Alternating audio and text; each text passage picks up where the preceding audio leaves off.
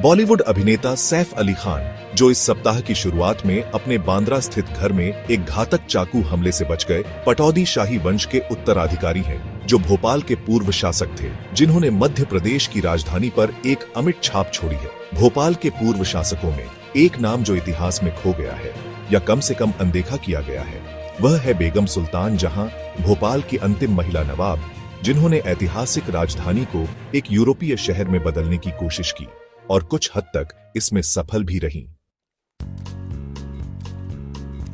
बेगम सुल्तान जहां कौन थी? सरकार अम्मान, जिन्हें बाद में सुल्तान जहां के नाम से जाना गया, का जन्म 9 जुलाई 1858 को भोपाल में नवाब बेगम सुल्तान शाह जहां और उनके पति बाकी मोहम्मद खान बहादुर के घर हुआ था। भोपाल के नवाब की एकमात्र जीवित संतान के रूप में सुल्तान जहां को अपनी दादी सिकंदर बेगम की मृत्यु और 1868 में अपनी मां के सिंहासन पर बैठने के बाद भोपाल मुस्नैद की उत्तराधिकारी घोषित किया गया था। 1901 में अपनी मां की मृत्यु के बाद सुल्तान जहां भोपाल के सिंहासन पर बैठी और दर-उल-इकबाल भोपाल की नवाब बेगम बन गई। सुधारों के लिए प्रसिद्ध, विशेष रूप से शिक्षा में, बेगम सुल्तान जहां ने लगभग 30 वर्षों तक राज्य पर शासन किया, 1930 में अपनी मृत्यु तक। इतिहासकारों द्वारा बेगम सुल्तान जहां को एक महान सुधारक के रूप में याद किया जाता है, जिन्होंने भोपाल में कई प्रमुख शैक्षणिक संस्थानों की स्थापना की और 1918 में पूर्ववर्ती रियासत में मुफ्त और अनिवार्य प्राथमिक शिक्षा की शुरुआत की। नवाब बेगम भी भारत स्त्री महामंडल, भारतीय महिलाओं का महान मंडल की सदस्य थी, जिसने लड़कियों की शिक्षा को बढ़ावा दिया। अपने 3 दशक के शासन के दौरान सुल्तान जहां, भोपाल की अंतिम महिला नवाब, ने भोपाल को एक प्रगतिशील और आधुनिक शहर बनाने पर ध्यान केंद्रित किया, जहां शिक्षा, विशेष रूप से लड़कियों के लिए, प्राथमिकता थी। बेगम सुल्तान जहां ने शहर भर में कई स्कूल और तकनीकी संस्थान बनाए और इन संस्थानों में योग्य शिक्षकों की संख्या बढ़ाई। वह अलीगढ़ मुस्लिम विश्वविद्यालय (एमयू) की संस्थापक कुलाधिपति भी थीं, एक पद जिसे उन्होंने 1920 में संभाला और किसी भी भारतीय विश्वविद्यालय की पहली महिला कुलाधिपति बनी। शिक्षा पर अपने ध्यान के अलावा नवाब बेगम ने कराधान सेना, पुलिस, न्यायपालिका और राज्य की जेल संरचना में विभिन्न सुधार भी पेश किए।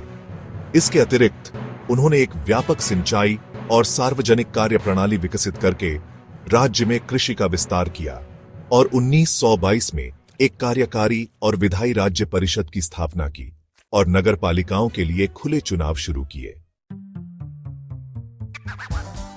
1903 में उनके शासनकाल के दौरान भोपाल का पहला बजट लाया गया और उनके कुछ विकास कार्यों में Lord Minto hall, central library, बाग, फरहत अफजा, साथ ही दर्जनों कारखाने शामिल हैं।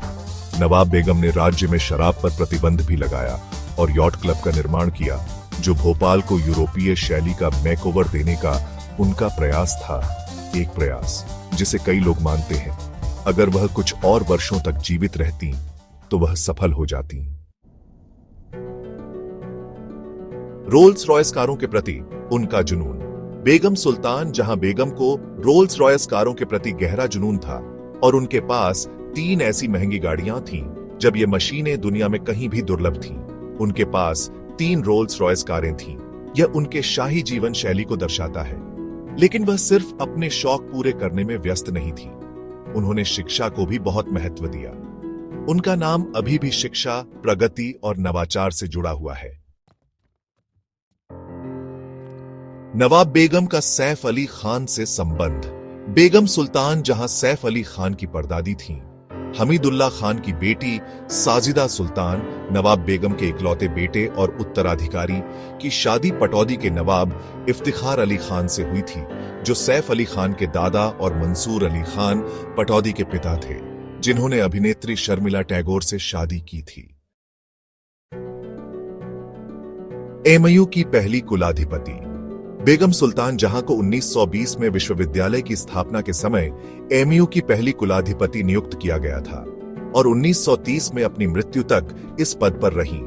उनकी मृत्यु के बाद उनके बेटे हमीदुल्लाह खान सिंहासन पर बैठे और 1956 में भारत की स्वतंत्रता के लगभग एक दशक बाद जब तक शहर मध्य प्रदेश में विलय नहीं हो गया, तब तक भोपाल के अंतिम नवाब बने रहे। भोपाल की नवाब बेगम को शिक्षा, सार्वजनिक कार्य, कराधान और राज्य मशीनरी में उनके अमूल्य सुधारों के लिए स्नेहपूर्वक याद किया जाता है।